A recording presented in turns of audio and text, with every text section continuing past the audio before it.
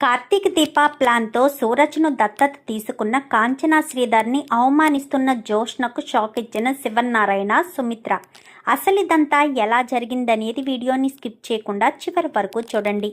కార్తీక దీపం అప్కమింగ్ ఎపిసోడ్స్లో ఏం జరగబోతుందో ముందుగా తెలుసుకోవాలి అనుకుంటే కింద కనిపిస్తున్న హైప్ బటన్ మీద క్లిక్ చేసి ఛానల్ని సబ్స్క్రైబ్ చేసుకుని పక్కనే ఉన్న బెల్ సింబల్లో ఆల్ పై క్లిక్ చేయండి. జోష్న నిజ స్వరూపం అంటే జోష్న సుమిత్ర కన్న కూతురు కాదనే నిజం శివన్నారాయణ తెలుసుకోవాలి అని మీరు కూడా కోరుకుంటే కామెంట్లో ఎస్ అని టైప్ చేయండి. ఇంకా జోష్న సూరజ్ ఒక అనాథ అని తెలియడంతో చాలా దారుణంగానే మాట్లాడుతుంది. తినేదో కోటీశ్వర్ల ఇంట్లో పుట్టినట్టుగా ఉన్న అందరూ ఉన్న వాళ్ళలా ఓ తెగ గొప్పలు పోతూ సూరజ్ని కించపరిచినట్టుగా నువ్వొక అనాథవి, నువ్వు ఎక్కడ నన్ను పెళ్లి చేసుకుని ఎక్కడికి తీసుకెళ్తావు, ప్లాట్ఫామ్ మీదకా?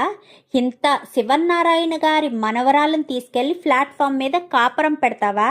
నీలాంటి వాడికి అనాథాశ్రమంలో ఉండే అమ్మ అయితేనే సెట్ అవుతుంది, ఇద్దరికి బాగా కుదురుతుంది, ఇద్దరు ప్లాట్ఫామ్ మీద కాపురం పెట్టొచ్చు. నీకులాంటి వాడికి దూరం నుంచి చూడడానికి మాత్రమే ఈ జోష్న కనబడాలి, అంతే తప్ప నాతో పాటు కలిసి 7 అడుగులు వేయడానికి కాదు అన్నట్టు ఇంకా జోష్న చాలా కించపరుస్తూ మాట్లాడుతూ ఉంటుంది. ఇన్ని రోజులు బాగానే ఉన్నావు కదా, ఇప్పుడెందుకు ఇంత హై పిచ్ మరి మాట్లాడుతున్నావు అంటూ ఇంకా సూరజ్ అడిగేసరికి నాకు నిన్ను చూస్తుంటే ఇరిటేషన్గా ఉందిరా, నిన్ను చూస్తే అసహ్యంగా అనిపిస్తుంది. నిన్ను అని చెప్పాను కానీ నీకు ఇప్పుడు ఏం కావాలి అనగాని, ఏం కావాలన్నా ఇస్తావా అనగానే అవును ఇస్తాను, ఏం కావాలి? తెల్లవారేసరికి నువ్వు నా కంటి ముందు కాదు, ఇక్కడ ఉండకూడదు, వెళ్ళిపో, నా లైఫ్లోంచి ఇక్కడి నుంచి శాశ్వతంగా వెళ్ళిపో అంటూ ఇంకా జోష్న చెప్పడంతో ఇంకా అక్కడి నుంచి అయితే వెళ్ళిపోతాడు. సరే అని జోష్న వచ్చేస్తుంది. మరుసటి రోజు ఉదయాన్నే సుమిత్రకు సూరజ్ లాంటి వాడైతేనే జోష్న ఆట కడుతుంది. పైగా సూరజ్ చాలా మంచివాడు, మా కుటుంబం పట్ల ఆప్యాయత అనురాగం కలవాడు, అలాంటి వాడిని ఇచ్చి పెళ్లి చేస్తే వీళ్ళిద్దరినీ ఏ అమెరికానో పంపిస్తే హ్యాపీగా ఉంటారు కదా, ఈడు జోడు కూడా బాగుంటుంది అన్న ఉద్దేశంతో ఇంకా కాంచనను ఇటు శ్రీధర్ని ఇంటికి పిలిపించి మరీ అడిగించాలని సుమిత్ర అయితే అనుకుంటుంది. ఇంటికి వస్తారు, ఇంటికి రావడంతో డిస్కషన్ మొదలు పెడతారు. మొదలు పెట్టేసరికి ఇప్పుడు తల్లిదండ్రులు ఉంటే ఏం లాభం, ఉన్నా వేరేగానే కాపురాలు పెడుతున్నారు కదా, లేదా ఏ అమెరికాలో వెళ్ళిపోతుంటే వెళ్ళిపోరా ఏంటి? ఆడపిల్లకి తల్లిదండ్రులున్నా మగపిల్లాడికి తల్లిదండ్రులున్నా వాళ్ళ బ్రతుకు తెరువు కోసం ఎక్కడికైనా వెళ్ళిపోతారు అంతే. రేపన్నా రోజున సూరజ్కి పెద్ద ఫ్యామిలీయే ఉన్నా అమెరికా వెళ్ళాలని సెటిల్ అవ్వాలని అనుకుంటే అక్కడికే వెళ్ళిపోతారు కదా. మరి అలాంటి తప్పుడు ఎందుకు ఫ్యామిలీ లేదని అనాథ అంటూ కించపరుస్తున్నావు జోష్న? అయినా పెద్దవాళ్ళగా మేము నిర్ణయం తీసుకుంటాము అని చెప్పనేసరికి మీ నిర్ణయంతో సరిపోతుందా? రేపన్నా రోజున నాకంటూ ఫ్యామిలీ ఉండాలి కదా అంటూ ఇంకా జోష్న మాట్లాడేసరికి ఇప్పుడు ఏంటి అని చెప్పి కార్తీక్ అంటాడు.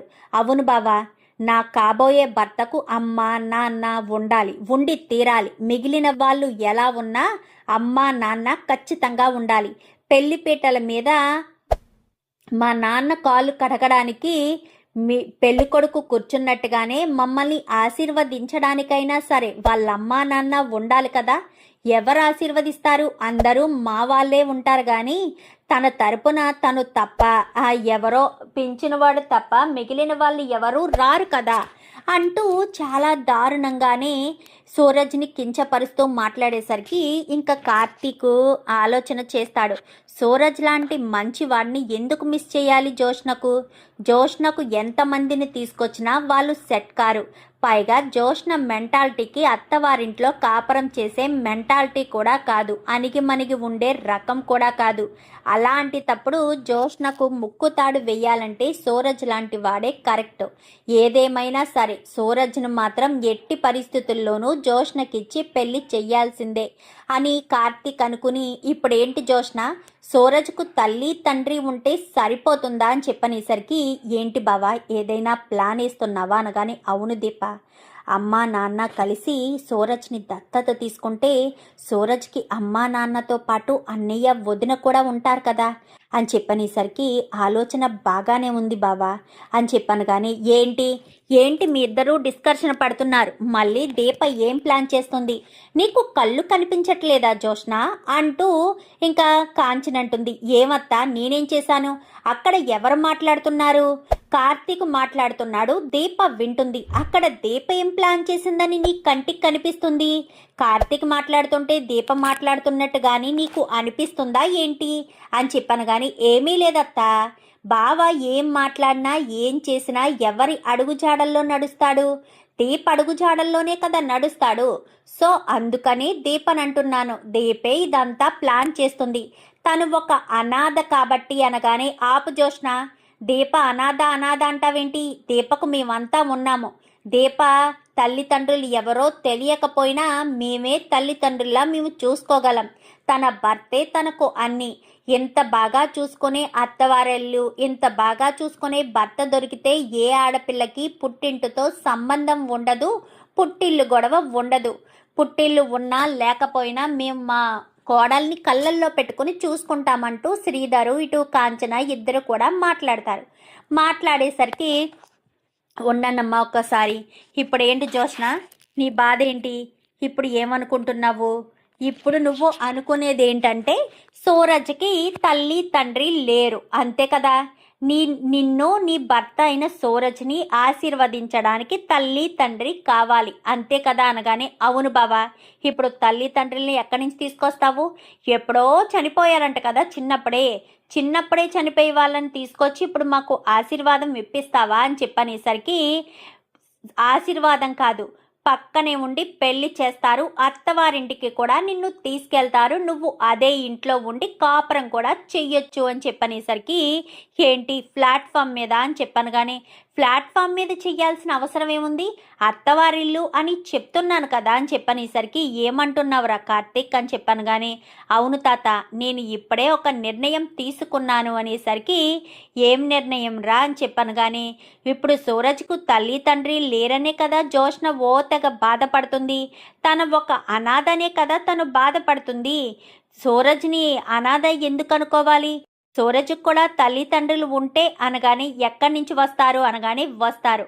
అమ్మా నాన్న మీ ఇద్దరూ సూరజ్ని దత్తత తీసుకోవడానికి మీకు అంగీకారమేనా అని చెప్పనేసరికి ఒక్కసారిగా అందరూ కూడా షాక్ అయిపోతారు. ఏమంటున్నావురా కార్తీక్ అనగానే ఒక్క నిమిషం, ఇది మా ఫ్యామిలీ విషయం, మీరంతా కొంచెం సైలెంట్గా ఉంటే బాగుంటుంది. చెప్పమ్మా, జోష్న పెళ్ళి జరగాలని ఆశ పడితే మాత్రం ఖచ్చితంగా సూరజ్ని దత్తత తీసుకోవాలి. తీసుకుంటారా? మీరే సూరజ్కి కూడా తల్లి తండ్రులుగా మారతారా? నాకొక తమ్ముడుంటే ఎలా ఉండేవాడో అని ఎన్నోసార్లు అనుకున్నారు కదా. ఆ తమ్ముడు సూరజే కావాలని నేను కోరుకుంటున్నాను. తల్లి తండ్రి లేరు అని అనాథ అంటూ జోష్న హేళన చేస్తుంది కదా. సో సూరజ్ని మీరు దత్తత తీసుకుంటే తనకు కూడా తల్లిదండ్రులతో పాటు అన్నయ్య వదిన కూడా ఉంటారు కదా, ఏమంటారు అని చెప్పనేసరికి మంచి ఆలోచనే, మాకు ఇష్టమే అని చెప్పాను. కానీ నాకు అభ్యంతరం ఉంది అని చెప్పి జోష్న అంటుంది. నీకేం అభ్యంతరం ఉంది జోష్న? ఇప్పుడు వరకు సూరజ్ అనాథ అంటూ మాట్లాడావు. ఇప్పుడు వదిన అన్నయ్య ఇద్దరూ కలిసి దత్తత తీసుకుంటాము అంటే వాళ్ళ కొడుకు అయిపోతాడు కదా. అప్పుడు నువ్వు అన్నట్టు అమ్మా నాన్నయ్యే కాదు, అన్నయ్య వదిన కూడా ఉంటారు. అప్పుడు వాళ్ళది ఒక పెద్ద ఫ్యామిలీనే అవుతుంది. నలుగురు మనుషులు ఉంటేనే ఫ్యామిలీ కదా. ప్రజెంట్ ఇప్పుడే నలుగురు మనుషులతో పాటు సూరజ్ కూడా ఉన్నాడు, 5గురు అయ్యారు. పైగా శౌర్య కూడా ఉంది, దీపక్ కడుపుతో ఉంది. ఇంత పెద్ద ఫ్యామిలీ ఉన్న ఇంటికి నిన్ను కోడలిగా పంపించడానికి మాకేం అభ్యంతరం లేదు. మీరేమంటారు మామయ్య గారు అని చెప్పనేసరికి నాకేం అభ్యంతరం ఉంది? ఇప్పటి వరకు సూరజ్ అనాథ అని చెప్పి నేను ఆలోచించాను. నా కూతురే తనని దత్తత తీసుకుని మరీ పెళ్లి చేస్తాను అంటే నేనెందుకు అభ్యంతరం చెప్తాను? సూరజ్ అనాథ కానప్పుడు తనకంటూ ఒక పర్మనెంట్ అడ్రస్ ఉన్నప్పుడు సూరజ్ని రిజెక్ట్ చేయడానికి నేను ఒప్పుకోను అంటూ ఇంకా శివనారాయణ అంటాడు. ఏంటి మీకు అందరికీ నచ్చితే సరిపోతుందా? నా నిర్ణయంతో మీకెవరికి సంబంధం లేదా అంటూ మాట్లాడేసరికి మీ నిర్ణయంతో సంబంధం ఉందా లేదా అనేది తర్వాత విషయం. ముందైతే నాకు సూరజ్తో పెళ్లి ఇష్టం లేదు అంటూ జోష్న వెళ్ళిపోతుంది. చూడు జోష్న, నేను తీసుకునే నిర్ణయం వెనక చాలా కఠినమైన చర్యలే ఉంటాయి. నేను గట్టిగా నిర్ణయం తీసుకుంటే నీ ఊహకు కూడా అందదు. నువ్వు ఖచ్చితంగా పెళ్లి పీటల మీద కూర్చొని సూరజ్తో తాళి కట్టించుకోవాల్సిందే అని చెప్పనేసరికి ఏం మాట్లాడుతున్నారు అని చెప్పి వీళ్ళంతా డిస్కషన్ పడుతూ ఉండగా ఈలోపు సూరజ్ నేను వెళ్ళొస్తానండి, చెప్పకుండానే వెళ్ళిపోవచ్చు, కానీ అది మంచి పద్ధతి కాదు, గుణవంతుని లక్షణం కాదు. నేను ఇక్కడికి వచ్చింది, నన్ను చేయి పట్టుకుని తీసుకొచ్చింది చైర్మన్ గారు. నేను వెళ్ళేటప్పుడు చైర్మన్ గారికి చెప్పి చైర్మన్ గారి పర్మిషన్ తీసుకుని వెళ్ళడం నా బాధ్యత. అందుకే బాధ్యతారహితంగా ప్రవర్తించడం నాకు ఇష్టం లేదు, బాధ్యతతోనే ప్రవర్తిస్తున్నాను. సో ఖచ్చితంగా నేను చెప్పే వెళ్ళాలి అనగాని ఎక్కడికి వెళ్తావు సూరజ్ అనగానే నేను ఇక్కడ ఉండడం కొంతమందికి ఇష్టం లేదు, అందుకే నా వల్ల వాళ్ళు ఇబ్బంది పడకూడదు, నేను ఎవరికి ఇబ్బంది కాను, ఎవరికి బరువు కాను అని చెప్పాను. కానీ ఎక్కడికి వెళ్తావు సూరజ్, నేను మేమిద్దరం కలిసి నిన్ను దత్తత తీసుకోవాలని అనుకుంటున్నాము. నువ్వు అనాథ అంటూ మాట్లాడిన వాళ్ళు నోరు మోయించేలా మా అమ్మ నాన్న దత్తత తీసుకుంటున్నారు అంటూ కార్తీక్ వీళ్ళు మాట్లాడతారు. వద్దు సార్, మీలాంటి గొప్ప వాళ్ళ ఇంట్లో నేను కొడుకుగా ఉండలేను అని చెప్పాను. కానీ లేదు సూరజ్, నువ్వు జోష్నను పెళ్లి చేసుకోవాలి అంటే అనాథ అని మాట్లాడుతుంది కాబట్టి ముందైతే నిన్ను దత్తత తీసుకుంటాము అనేసరికి జోష్న వెళ్ళేది కాస్త ఆగుతుంది. యారా, నువ్వు వెళ్ళిపోయేవాడి వెళ్ళిపోవచ్చు కదా, ఇక్కడికొచ్చి మా తాతకు చెప్పి మరీ వెళ్ళాలా అనగాని, ఓ నేనే వెళ్ళిపోమన్నాను అన్న విషయం అందరికీ తెలియడం కోసమా అనగానే నేనేం మాట్లాడలేదు జోష్న, అయినా అక్కడ మాట్లాడింది సూరజ్ కాదు జోష్న, నువ్వు అన్న విషయం సూరజ్ నోరు విడిచి చెప్పకపోయినా మాకు అర్థమైంది, సూరజ్ని నువ్వే వెళ్ళిపోవన్నావని మాకు తెలుస్తుంది అంటూ శివన్నారాయణ అనగానే సూరజ్ అయితే సార్, నన్ను ఎవరు వెళ్ళిపోమనలేదు, నేను ఎవరికి బరువు బాధ్యత కాదలుచుకోలేదు, వెళ్ళిపోవాలని నిర్ణయం తీసుకున్నాను అనేసరికి ఏంటి సూరజ్, మా నిర్ణయానికి అడ్డు చెప్తున్నావా, నిన్ను మేము దత్తత తీసుకుంటాము, ఇంకా నువ్వు ఏమీ ఆలోచించుకో, వెంటనే పంతులు గారికి ఫోన్ చేయి కార్తీక్, రేపే దత్తతకు ఏర్పాట్లు చేయించు అనేసరికి సరేనని ఇంకా వెంటనే కార్తీక్ బ్రదర్ అని ఎంత చెప్తున్నా వినిపించుకోకుండా కార్తీక్ బయటికి వెళ్ళి పంతులు గారికి ఫోన్ చేసి దత్తత కార్యక్రమం ఉంది అనగానే సరేనని రేపు ఉదయాన్నే వస్తానని పంతులు గారు చెప్తారు. చెప్పిన తర్వాత ఇంకా జోష్న మీకు నచ్చినట్టు చేసుకోండి అనేసరికి ఒక్క నిమిషం జోష్న, నా ఫైనల్ వార్నింగు, ఫైనల్గా నేను తీసుకున్న డెసిషను నీకు తెలియాలి అంటూ ఇంకా శివన్నారాయణ అయితే జోష్నను ఆపి, చూడు జోష్న, నువ్వు మామయ్య ఒక్క నిమిషం, మీ మాటకు అడ్డుపడుతున్నాను అని మాత్రం అనుకోవద్దు, చూడు జోష్న, నువ్వు మా కన్న కూతురివై ఉంటే నీ భవిష్యత్తు బాగుండాలని మేము నిర్ణయం తీసుకున్నాము, మా నిర్ణయం ప్రకారం నువ్వు ఖచ్చితంగా సూరజ్ని పెళ్లి చేసుకోవాలి, పెళ్లి చేసుకోవడానికి మేము నిర్ణయం తీసుకున్నాము అనేసరికి సరే, సుమిత్ర చెప్పింది కూడా నిజమే, నా ఫైనల్ నిర్ణయం కూడా విను జోష్న అనేసరికి ఏంటి తాత ఎమోషనల్ బ్లాక్మెయిల్ చేస్తారా అనగానే ఎమోషనల్ బ్లాక్మెయిల్ చేయవలసిన అవసరం లేదు, నీకు సూరజ్తో పెళ్లి అయితే మీ ఇద్దరికి నేను ఆస్తి రాసిస్తాను, నీకు నేను ముందు చెప్పినట్టుగానే పెళ్లి అయితేనే ఆస్తి రాసిస్తాను, అది నీకు నీ భర్తకు కలిసి ఆస్తి రాసిస్తాను అని చెప్పి శివన్నారాయణ చెప్పడంతో ఒక్కసారిగా షాక్ అయిపోతుంది జోష్న. నాకు నా భర్తకి కలిపి రాసివ్వడం ఏంటి అనగానే సూరజ్ లాంటి మంచి మనిషిని వదులుకుంటే ఎప్పటికీ నువ్వు ఏమీ సాధించలేవు, కాబట్టి సూరజ్ లాంటి మంచి మనిషిని వదులుకోవడం కంటే నువ్వు సూరజ్ని పెళ్లి చేసుకుంటే నీకు ఆస్తి కూడా కలిసి వస్తుందని నువ్వు గుర్తుపెట్టుకోవాలి, అందుకే సూరజ్ని పెళ్లి చేసుకో, ఆస్తి రాసిస్తాను, నువ్వు కూడా బిజినెస్ చేసుకుంటావో ఏం చేసుకుంటావో లేక అమెరికా వెళ్తారో దానికి అన్ని ఏర్పాట్లు చేస్తాను, ఒకటి మాత్రం నిర్ణయించుకో జోష్న, ఖచ్చితంగా నువ్వు సూరజ్నే పెళ్లి చేసుకోవాలి, అందులో మాత్రం ఎలాంటి మార్పు లేదు అనేసరికి ఇంకా జోష్న కాస్త వచ్చేస్తుంది. ఒప్పుకుంటుందంటారా మామయ్య అనగానే ఖచ్చితంగా ఒప్పుకుంటుందని శివన్నారాయణ అంటాడు. అనేసరికి సరే దత్తత కార్యక్రమం అని మరుసటి రోజు ఉదయాన్నే ఇక్కడ వాళ్ళందరూ కూడా అక్కడికి వెళ్తారు. అక్కడికి వెళ్ళి సూరజ్నైతే ఇంకా కాంచన శ్రీధర్ ఇద్దరు కలిసి పీటల మీద కూర్చుని సూరజ్ని దత్తత కార్యక్రమం కాస్త స్టార్ట్ చేసి ముగించి ఇంకా పాలాభిషేకం అంటే పాలు పోసైన కదా దత్తత చేయించుకుంటారు. ఇంకా సూరజ్ను కాస్త శ్రీధరు అలాగే కాంచన వాళ్ళ కొడుకుగా దత్తత తీసుకుని పూజ చేసేస్తారు. చేసిన తర్వాత పంతులు గారు నేను వెళ్ళొస్తాను శివన్నారాయణ గారు అనగానే, ఒక్క నిమిషం పంతులు గారు, జోష్న సూరజ్లకి ఎంగేజ్మెంట్కి మంచి ముహూర్తం పెట్టండి అనేసరికి తాత అని చెప్పాను. కానీ ఇంక నువ్వేం మాట్లాడుకో అంటూ సుమిత్ర అంటుంది. ఇటు శివన్నారాయణ కూడా అనేసరికి, ఏంటి అందరూ కలిసి నా గొంతు కోసేస్తున్నారు, పోయి అనాథకిచ్చి పెళ్లి చేయడం ఏంటి అని అనుకుంటూ ఉండగానే పారిజాతం కాస్త జోష్న పక్కకు వస్తుంది. ఓసే పిచ్చిదానా, అనాథ అని అనుకోకే, అనాథ అయితే నువ్వు ఈ ఇంట్లోనే ఉండొచ్చు, పైగా నీకన్నీ కూడా వీళ్ళే చూస్తారు, నీకు ఆస్తి కూడా పంచిస్తాను అని చెప్తున్నారు, అప్పుడు నీ లైఫ్ బాగుంటుంది. వేరే వాడైతే నిన్ను ఏదైనా చేసే అవకాశం ఉంది, తల్లిదండ్రులు వాళ్ళు వీళ్ళు ఉంటే చాలా ప్రాబ్లమ్స్ వస్తాయి, అదే ఎవరూ లేరు, నువ్వు అటు తిరిగి ఇటు తిరిగి మళ్ళీ కార్తీక్ వాళ్ళ ఇంటికే కోడలుగా వెళ్ళబోతున్నావు, ఇంతకు మించి అదృష్టం రాదే నీకు అని చెప్పనేసరికి, ఏంటి గ్రాని ఇప్పుడు ఈ సూరజ్ గారిని నేను పెళ్లి చేసుకోవాలనగానే, చేసుకోక తప్పదు జోష్న అని చెప్పి ఇంకా సుమిత్ర కాస్త అంటుంది.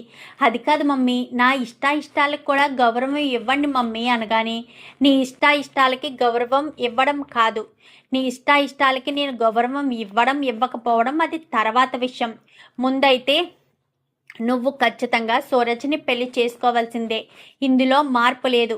ఇన్ని రోజులు నువ్వు కార్తీక్ అంటూ కార్తీక్ వెంట పడినా ఒక్కగానొక్క కూతురువి అనే నిన్ను ఇబ్బంది పెట్టలేదు, ఇప్పుడు మాత్రం ఖచ్చితంగా మీ ఇద్దరికి పెళ్లి జరుగుతుంది, ముందైతే ఎంగేజ్మెంట్కి ముహూర్తాలు పెట్టండి అనేసరికి, వచ్చే వారమే మంచి ముహూర్తం ఉంది అని చెప్పి పంతులు గారు చెప్తారు. ఆ ముహూర్తాన్నే ఖాయం చేయండి, ఎంగేజ్మెంట్ మా ఇంట్లోనే జరుగుతుంది, మీరు ఆ టైంకి ఏమేం కావాలో అన్నీ కూడా తీసుకుని మీరు ఇంటికి వచ్చేసండి, ఏ మాత్రం మార్పు ఉండదు, నేను మళ్ళీ ముందు రోజు కాల్ చేసి చెప్తాను అనేసరికి సరే అని చెప్పి ఇంకా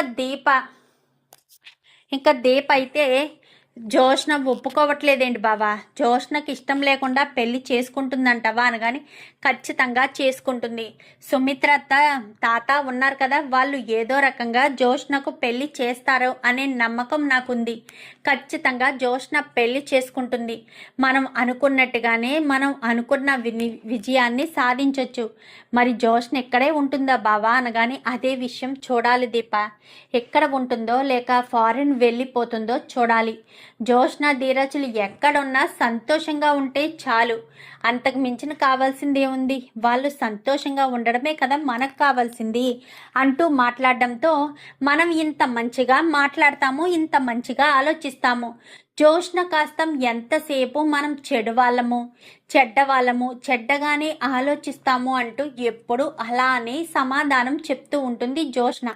మరి ఇప్పుడు జోష్నను ఒప్పించారు కదా బావా అని చెప్పాను, కానీ చూడాలి ఎన్ని ప్లాన్లు చేస్తుందో అనుకుంటూ ఉంటారు. ఇంకా జోష్న గదిలోనే ఉంటుంది, గదిలోనే ఉండేసరికి, ఏంటి మామయ్య తనకి ఇష్టం లేదంటున్నారు, ఇంతవరకు తీసుకొస్తున్నారు, పెళ్లి పత్రికలు కూడా అచ్చు వేయడం అయిపోయింది, ఇంకా రేపటి నుంచి మొదలు పెడితే ఇంకా టైం కూడా లేదు, ఇంకా 4-5 రోజులు మాత్రమే ఉంది, ఈ టైంలో అన్ని పనులు పూర్తయిపోవాలి అని చెప్పి మాట్లాడేసరికి, అన్ని పనులు పూర్తవుతాయి, నువ్వేం కంగారు పడకు సుమిత్ర, నీ కూతురు పెళ్ళి నీ కల్లారా చూడాలి అనుకున్నావు కదా, నీ కూతురి పెళ్ళి నీ కల్లారా చూస్తావు, ఖచ్చితంగా చూస్తావు, నువ్వు ఏ మాత్రం బెంగ పెట్టుకున్నా ఏ మాత్రం సంతోషంగా లేకపోయినా ఈ పెళ్ళి ఆపేస్తాను అని చెప్పి మాట్లాడేసరికి, అదేంటండి అనగానే, మరి నీ సంతోషం కోసం ఇంత చేస్తున్నప్పుడు నువ్వే డల్గా ఉంటే ఏం చేయాలి, అందుకోసమనే ఇలా చొరవ తీసుకున్నాను అని చెప్పనేసరికి, సర్లే జోష్న మాత్రం మనసు మార్చకుండా ఎటు వెళ్ళిపోకుండా చూసుకో. కార్తీక్ దీప ప్లాన్తో సూరజ్ను దత్తత తీసుకున్న కాంచనా శ్రీధర్ని అవమానిస్తున్న జోష్నకు షాక్ ఇచ్చిన శివన్నారాయణ సుమిత్ర. అసలు ఇదంతా ఎలా జరిగిందనేది వీడియోని స్కిప్ చేయకుండా చివరి వరకు చూడండి. కార్తీక దీపం అప్కమింగ్ ఎపిసోడ్స్లో ఏం జరగబోతుందో ముందుగా తెలుసుకోవాలి అనుకుంటే కింద కనిపిస్తున్న హైప్ బటన్ మీద క్లిక్ చేసి ఛానల్ని సబ్స్క్రైబ్ చేసుకుని పక్కనే ఉన్న బెల్ సింబల్లో ఆల్ పై క్లిక్ చేయండి. జోష్న నిజ స్వరూపం అంటే జోష్న సుమిత్ర కన్న కూతురు కాదనే నిజం శివనారాయణ తెలుసుకోవాలి అని మీరు కూడా కోరుకుంటే కామెంట్లో ఎస్ అని టైప్ చేయండి.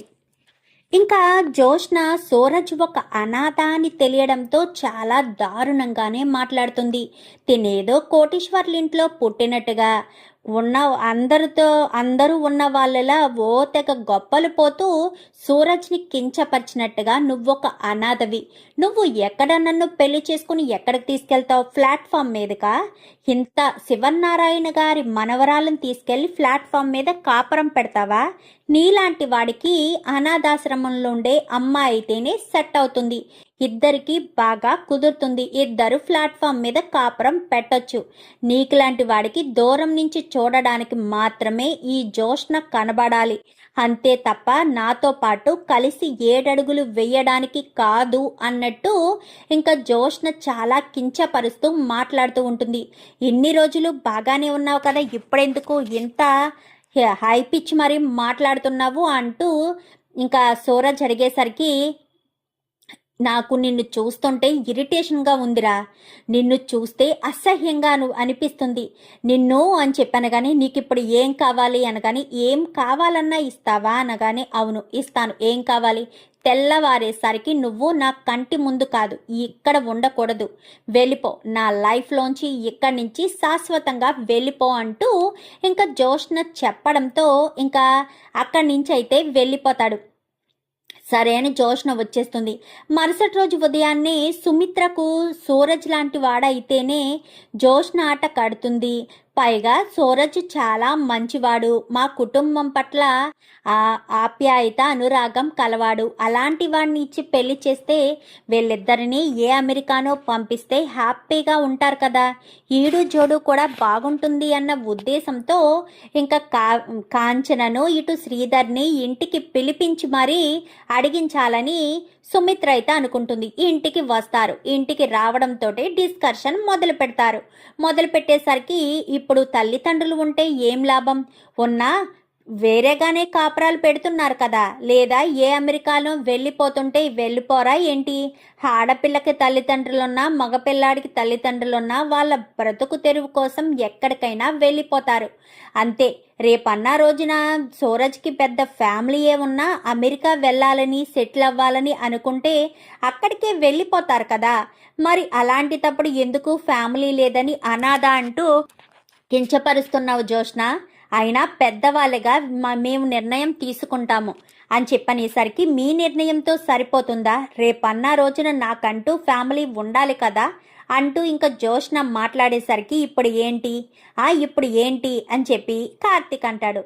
అవును బావా, నా కాబోయే భర్తకు అమ్మ నాన్న ఉండాలి, ఉండి తీరాలి. మిగిలిన వాళ్ళు ఎలా ఉన్నా అమ్మ నాన్న ఖచ్చితంగా ఉండాలి. పెళ్లిపీటల మీద మా నాన్న కాళ్ళు కడగడానికి మీ పెళ్లి కొడుకు కూర్చున్నట్టుగానే మమ్మల్ని ఆశీర్వదించడానికైనా సరే వాళ్ళమ్మా నాన్న ఉండాలి కదా. ఎవరు ఆశీర్వదిస్తారు? అందరూ మా వాళ్ళే ఉంటారు కానీ తన తరపున తను తప్ప ఎవరో పెంచినవాడు తప్ప మిగిలిన వాళ్ళు ఎవరూ రారు కదా అంటూ చాలా దారుణంగానే సూరజ్ని కించపరుస్తూ మాట్లాడేసరికి ఇంకా కార్తీక్ ఆలోచన చేస్తాడు.